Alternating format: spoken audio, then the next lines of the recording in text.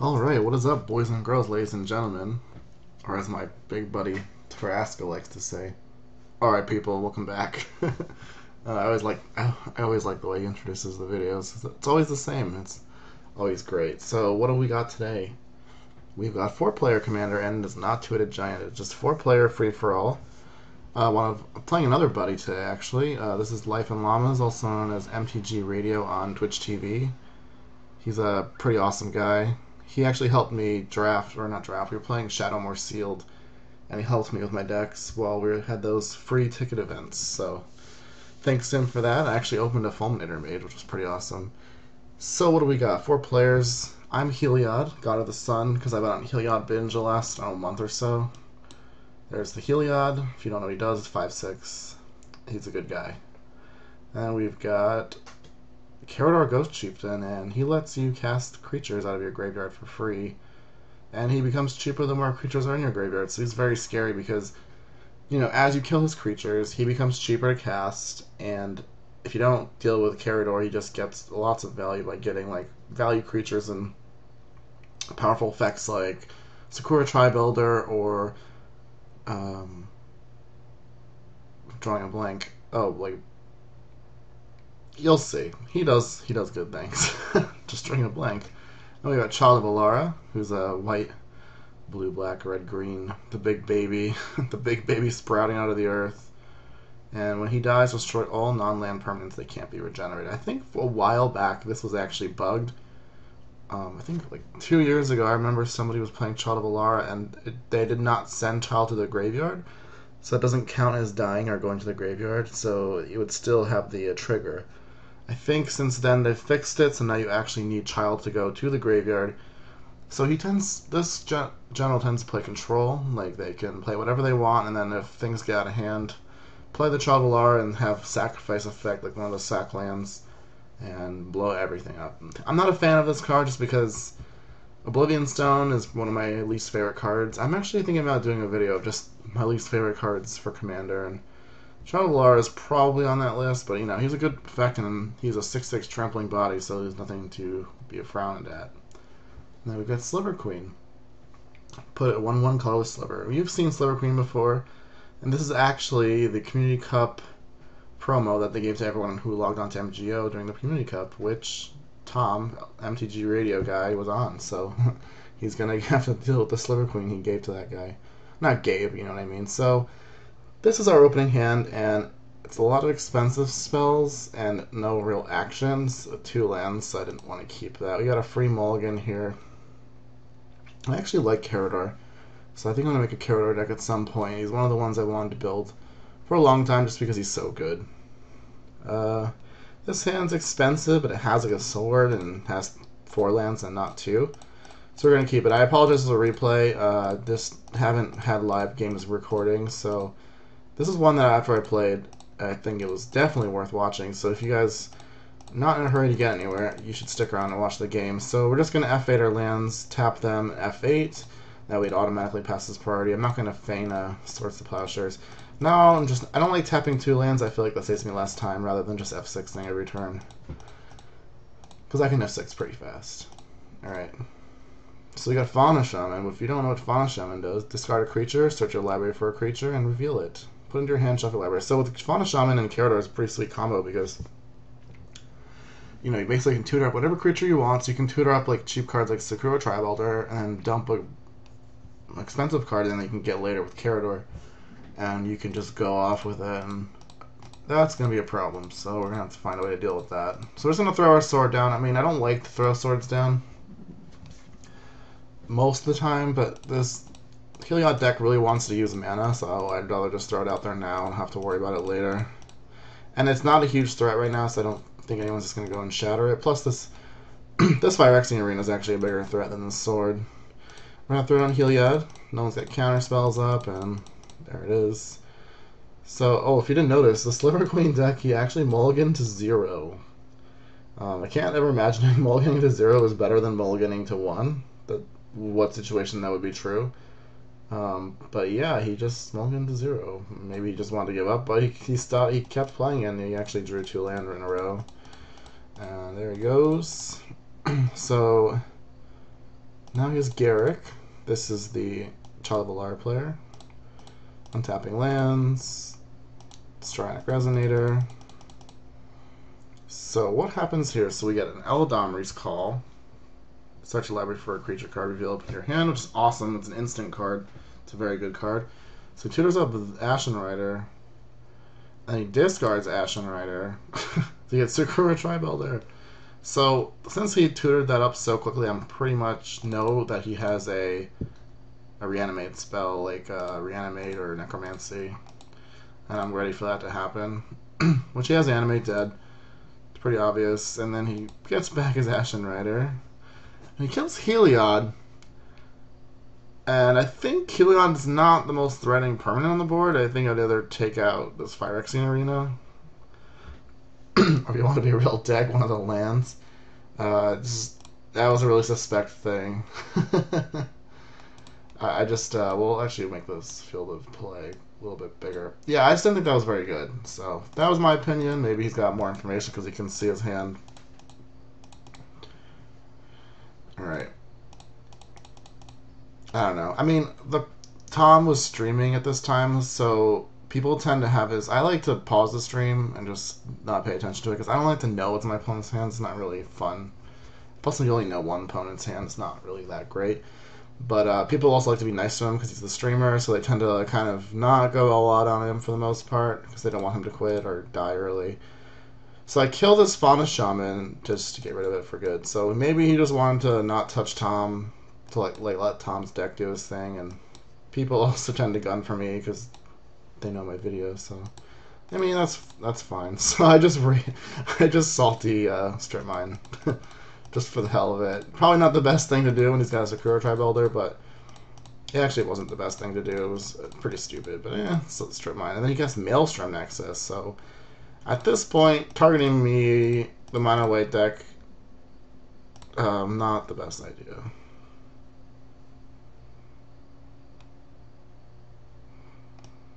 Alright, so let's move on. So Maelstrom Nexus, first spell you cast each turn has Cascade. So then it's going to be problematic because it's going to get free spells every time you cast a spell. And we don't want that to happen. He gets Demonic Tutor. And tutors. I just said more tutors. It's got a lot of tutors. Tutor, land tutor. Yeah, that's pretty good. Alright, kills Garrick.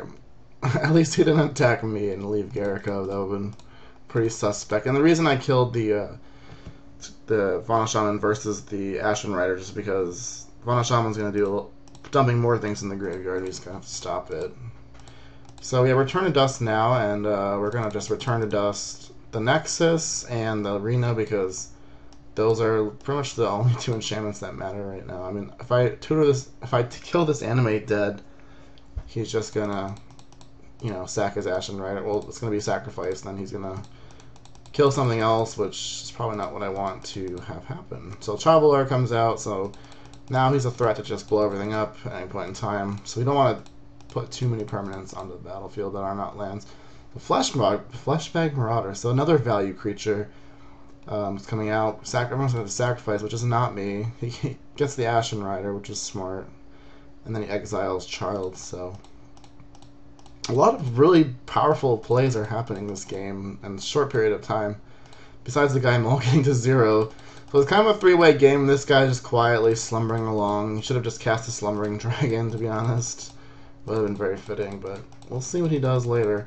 If he actually ever does anything. Most of the time when people mulligan to 0, they just quit, but I think because the guy was streaming, Tom was streaming, you know, they let it go. He just like figured he would just stay in the game for the hell of it. Alright. So what's going on now? We have a Thawing Glaciers active, so that's good for us.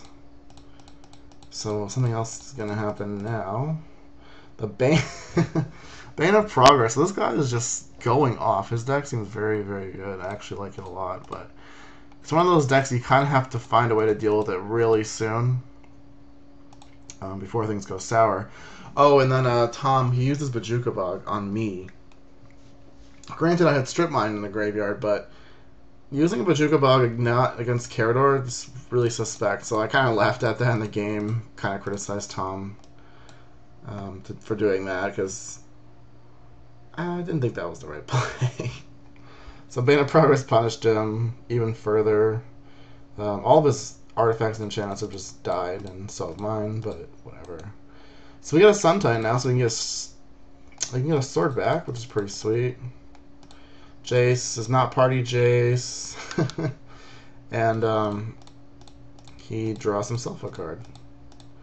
Alright, so what's going to happen now? Alara is back. Alright. Karador's out. Now we're going to get back something. So probably this Karmic Guide and Ashen Rider. Yep. Karador is one of the least fair. I think it's probably one of the best generals, especially for a 4-player game. It's just so hard to stop it. It's like a freight train rolling downhill. Once it gets momentum, there really isn't much way to deal with it. Luckily, there are 2 other players besides me, so hopefully they can, do anything. And Tom was messaging me, private messaging me at this point, like, you need to do something about this, because, he can't. There was honestly nothing I could do besides do this. I mean, Angel Serenity only gets 3 things, and then I would get it killed by God knows what. Oh, the Necro whatever thing, so Necrotic Sliver. So we get Austere commanded, and then my land got exiled. Oh no, my Suntide oh no, my Suntide died.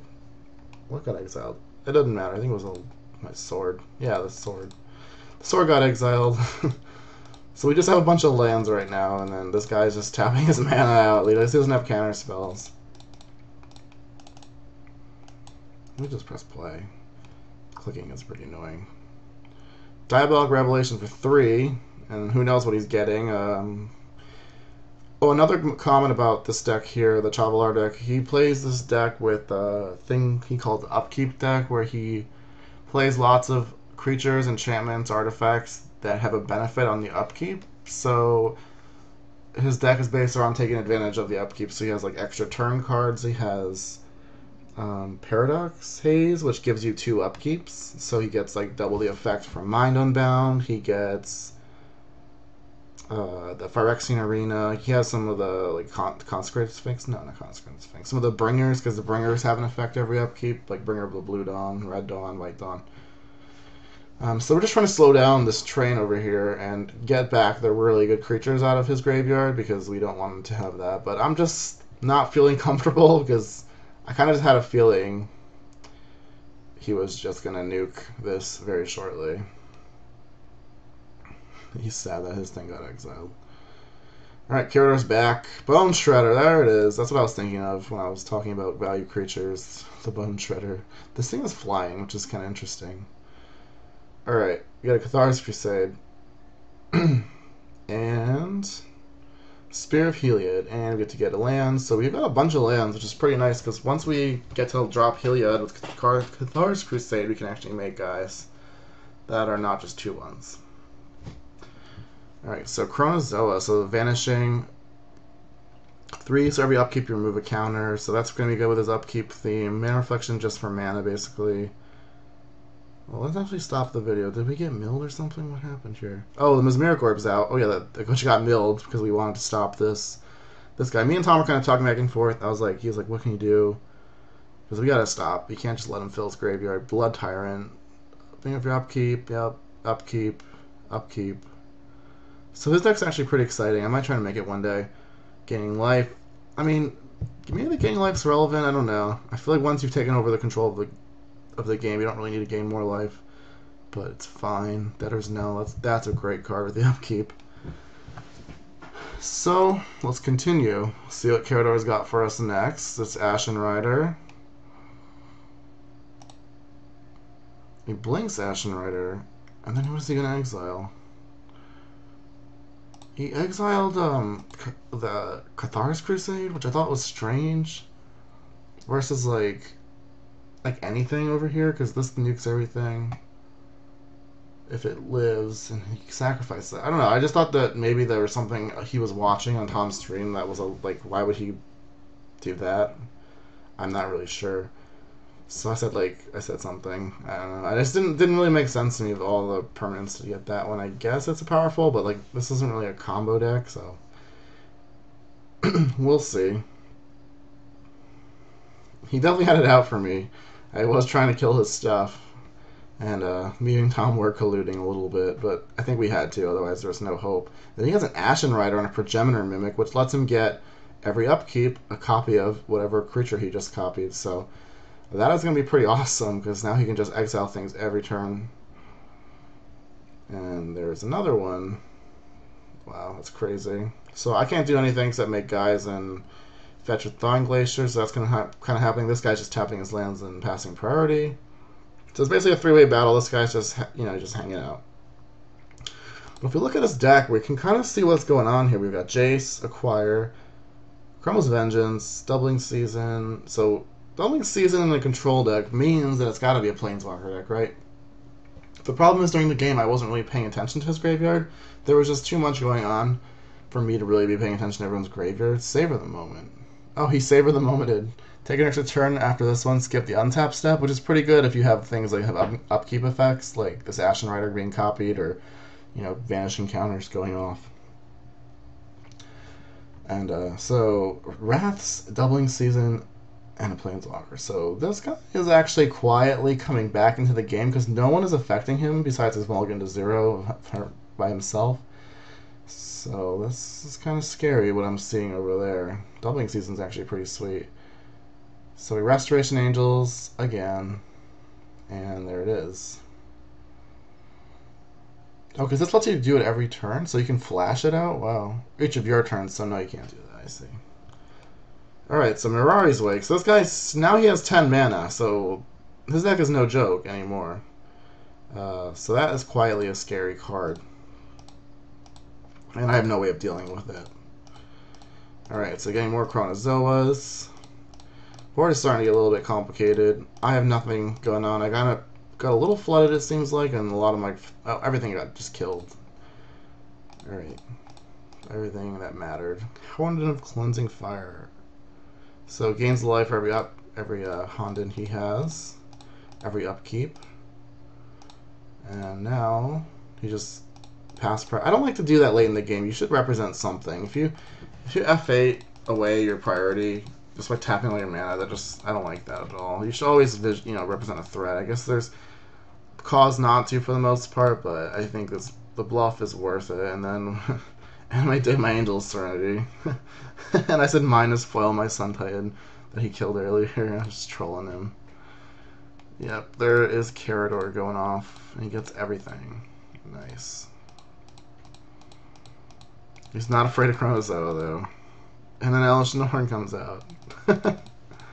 God, this guy hit such... I feel like he's had a really good draw. A very powerful draw.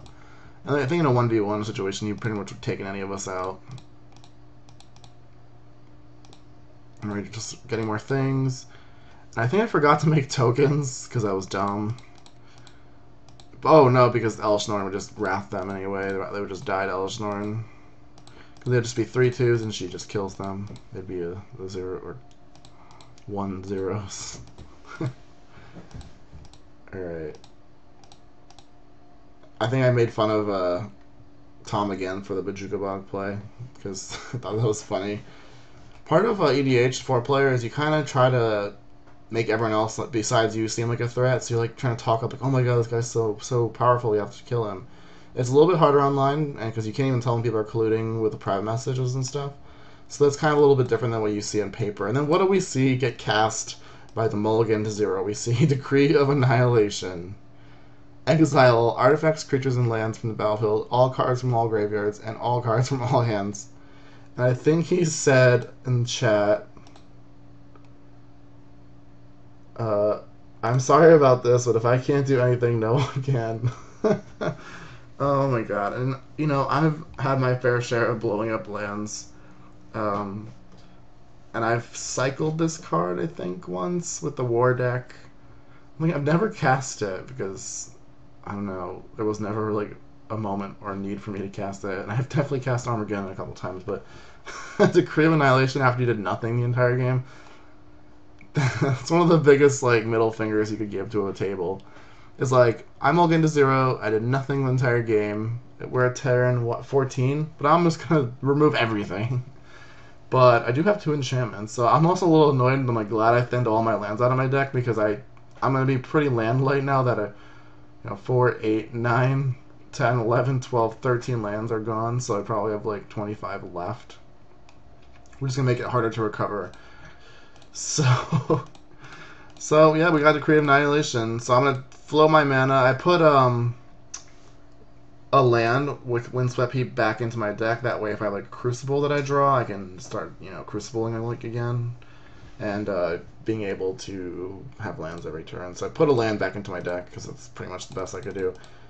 And we're gonna make 2 clerics after the thing resolves. So this isn't actually too bad for us. So we make 2/2/1s that we can start attacking. He's at 15. So here was an interesting situation because now he's at 15, so he's the quickest to die, but this guy's got Mirari's Wake, so every land he has basically is an Ancient Tomb that doesn't deal damage to him.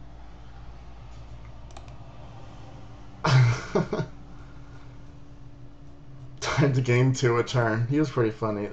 We were pretty, I didn't even say anything. I was just like, I think I had a few drinks in me, and I was like, whatever, this is a ridiculous game.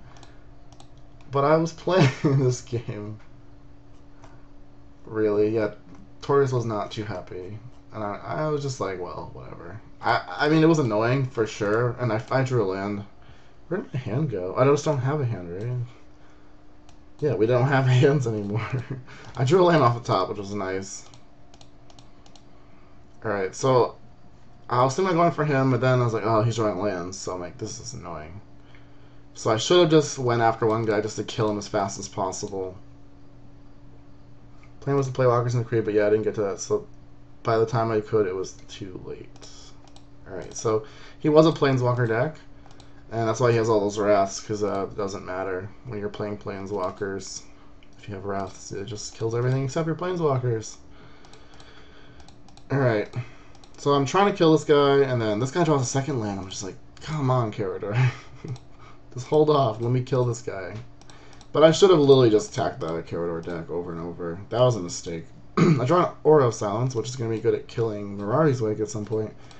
And we get a new Banana, and I actually had an Elesh Norn on top, and I put that on the bottom. I guess definitely don't need an Elesh Norn right now. You just need land or Soul Ring or something. Alright, we're going to play. Let's play. And then what does this guy have? He has a Shriek Maw. I was like, damn. He had exactly drew like land Shriek Maw. It was crazy. I was like, oh, that's unfair. So I'm just attacking. So now I'm trying to kill him because he's got 4 hits away. If I had attacked him from the beginning, I would have killed him a lot quicker. That was my mistake. It was just a little hard to tell who's the bigger threat at this point because the Planeswalker deck's going to have Planeswalkers very shortly, and then he's getting whatever Planeswalker he wants now. So this is a really tight spot. I didn't really know what to do, and I think I made a mistake by attacking a Planeswalker deck first. It's usually almost always better to eliminate one threat rather than trying to spread things out. So he's at 3, so Sneeze kills him. He can't really tap his Horizon Canopy, because then he loses a life and he's dead to the Cleric. He can sacrifice it, but he can't tap it. And a Dust Bowl, there we are. Aura of Silence, and we're definitely killing Mirari's Wake. We just don't want him having 10 mana, so, okay, now you would have had 10, but now we'll see what he plays. He plays a Johnny, so he's definitely trying to get Planeswalkers. If you don't know, Johnny actually impulses for or a creature or a Planeswalker. That's a pretty good effect. I would like to play him at some point. Attack a Johnny. Nah, I don't think we're going to attack you. And he gets a Ral Zarek, so...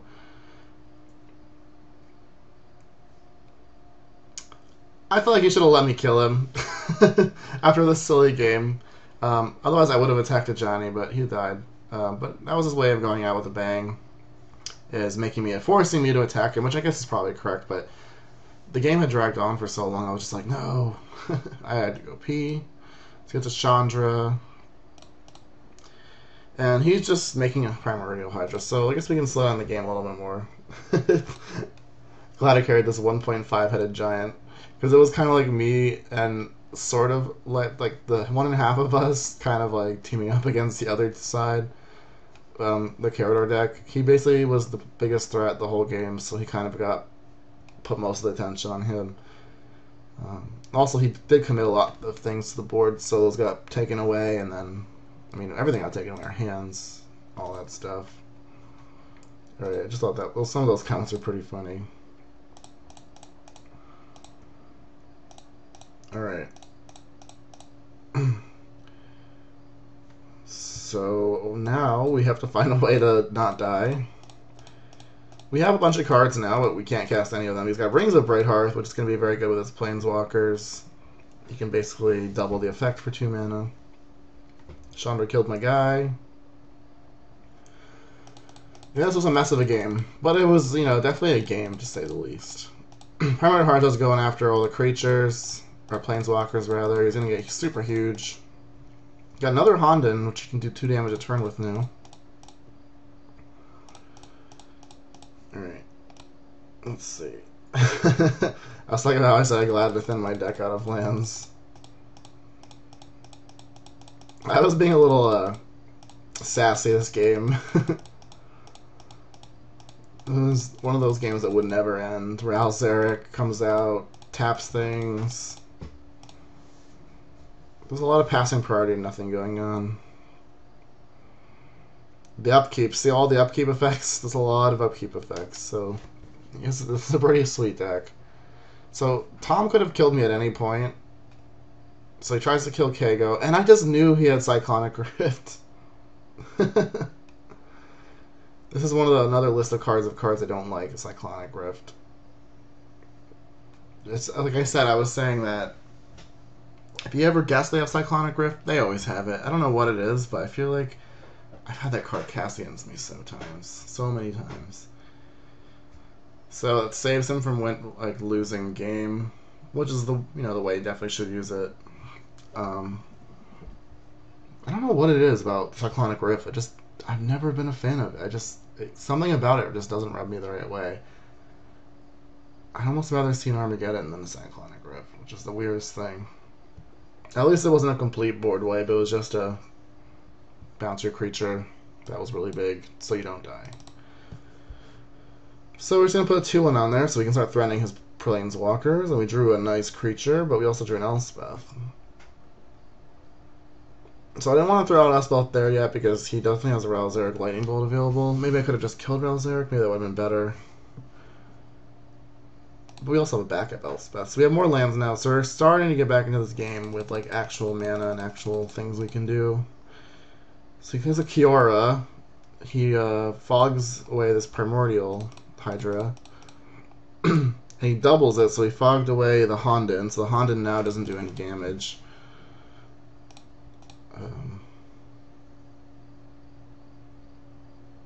Yeah, so Honden can't even target me because it prevents all the damage to anything. So these upkeep triggers become tiresome for everyone. That's the way MTGO works. Bloom Tender is going on the attack phase. And it's tough because the thing about Planeswalkers is that you just get better and better the more of them that you have. Because one protects the other, which protects the other, which protects the other. So you have to which one do I attack? Which one's the more annoying one? And you can't really say because Kiora's here fogging a creature. Ral can just nuke a creature. Also, he can get extra turns eventually. Ashiok can start being annoying, getting creatures out. And then Liliana is just going to be able to kill whatever creature you put on the board with the -X ability. So it's kind of a little worrisome. We don't really know what to do. So I played the Mother of Ruins. I hope it lives, because if it lives, I'm in very good shape. And we play Elspeth, and we're going to... Yeah, he wants me to kill Kiora, and that is pretty necessary.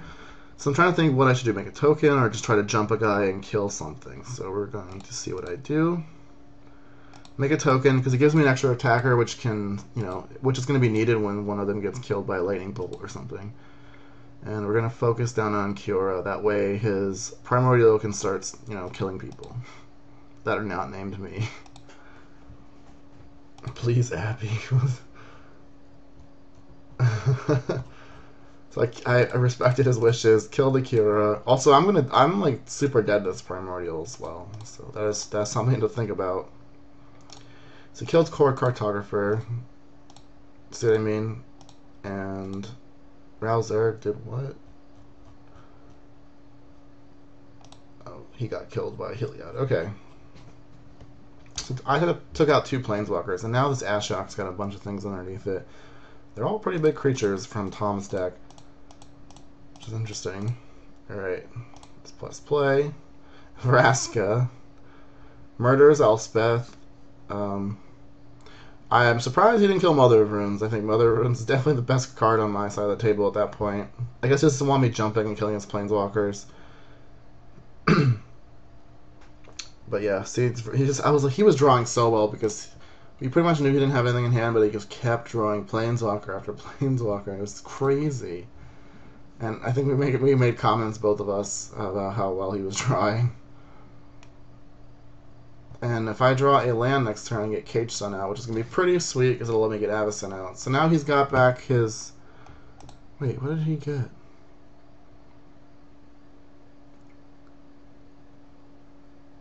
Progenitor Mimic? How did that come back? I thought that got exiled. I don't know. Anyway, he got a Progenitor Mimic out of his deck, and he's casting Gregor Gargadons every turn. Alright. Alright, people. Cage Sun makes our guys bigger, so now we have kind of dealt with the Planeswalker threat pretty nicely, and Mother of Runes has Vigilance, which is always sweet, because she can attack, and we're trying to kill Kaga. Kago 2000. Gregor Argonon's going to be able to do something next turn. Sliver Queen, so he's just going to try to chump block now. He's in make chump block mode. And Sliver Queen's actually good for a Planeswalker deck because she can just make chump blockers, and she's also a 3-hit kill, so she's nothing to be laughed at. So this Mother of Runes is making me pretty safe. He only sent 1. I thought this was really suspicious because he's at a high life total, but he only sent 1 of his Gregor Argonons at this guy. He should have definitely sent both, forced him to kind of chump block, because if he doesn't chump block with Sliver Queen, or not chump block, but trade, I guess that's why. Oh, that makes sense. It was a Progenitor Mimic token. It wasn't a token. Okay, so this is the Progenitor Mimic, so he doesn't want to lose it, but I feel like killing the guy is probably better than just... Maybe he wanted to force me to kill him. I'm not really sure. I think it might have been better to suicide him in there, but he didn't. Oh, also, yeah, I don't know, because if he blocks the Sliver Queen, he's in a bad spot. So he gets back Dragon Master Arcus and Swamp. All right. So right now, I feel like we can win this game now because we have a way to deal with these, and we have a ton of mana. So we've kind of clawed our way back. I think what I've seen people say is you kind of want to be the 3rd best player at the table, because when you're the 3rd best, the 1st and 2nd best kind of do all the damage to each other, and you're kind of like in the periphery, and the 4th best player usually just dies early on, and then the first 2 slug it out, and you're just kind of, you know, hanging out, and then finally you just take over after everyone's wasted their resources on each other. I wasn't planning on doing that, just as how the game shaped up. Because actually, we were kind of just, me and him were slugging it out with Karador, and this guy came in at the last moment when Karador was, defenses were down. Actually, there's nothing you can do about Decree of Annihilation. Alright, so we... Putting some pressure on Kago. He's pretty much dead. He really can't do a lot. And then he plays Nicole Bolas. This guy drew so extremely well. It was crazy. So Nicole Bolas comes down. I have Avacyn out. He can steal Avacyn, but the problem is I have Mother of Runes, which is why I said that Mother of Runes probably should have died earlier, but she didn't. You know, before she could actually untap. Or, you know, we could give her... No, for her to lose Summoning Sickness, basically. So Avacyn's out. So he could copy the ability and then do it to Avacyn and do it to something else, and then have to pick what I want. Well, if it was like a Cage Sun, he could have to pick. I'd have to pick what I wanted to save, but Avacyn would not have gotten stolen either way. But it would lower my defenses so that maybe Tom could kill Avacyn or take her or something. So he kills Tom's Hondens, which was kind of funny. He should have probably killed my Cage Sun, I would think, and something else. I guess the Hondens do kill him, but he should have just killed the red one and then the Cage Sun. So he was just like, I can't win, and peaced out. I said I deserve to win this, and then Kago said, no, you don't. I think I did. I killed him. I killed this guy, basically. Tom helped me, of course. And then I was being sassy. It was a long game. And he said, no, you didn't kill me. I quit. And I was like, well, it's going to kill you. I don't know why his comments aren't showing up. It's weird. Right. So, Elshnorn, and then I played Elspeth. I forgot. The game was going on for so long, so now he's at 3-3, so Elspeth's ultimate isn't, not ultimate, but her -2 is not going to kill him. -3. So now he's at 3-3, so he's left, so that's actually a problem because he can steal Avacyn. I have to give protection, but let's give any creature, yeah. So that was a bad sequence, just a mistake from a long game. I can attack with impunity because I have indestructible. So yeah, and then Tom conceded. I guess he had enough from Decree of Annihilation and all the shenanigans. So, that was a crazy game. I had no expectation of winning it. A lot of people would have conceded to the Decree of Annihilation just because I hate that card and hate that effect. But we all stuck it out, which is kind of rare for a 4-player, game for everyone to just not concede to a Wrath of Land Wrath or a World Fire effect. Glad that card's banned. So, thanks for watching the game. Hope you enjoyed it. Hope you enjoyed, the 4-player action. Sorry that it was a replay, but, it was a replay, I think, that had a lot going on, and there it is. So, sorry it's been a while since I uploaded. Subscribe if you want to see more videos. And I'm still working on the next deck. The winner has been chosen for the God deck that I said you guys could pick, so stay tuned. See you next time.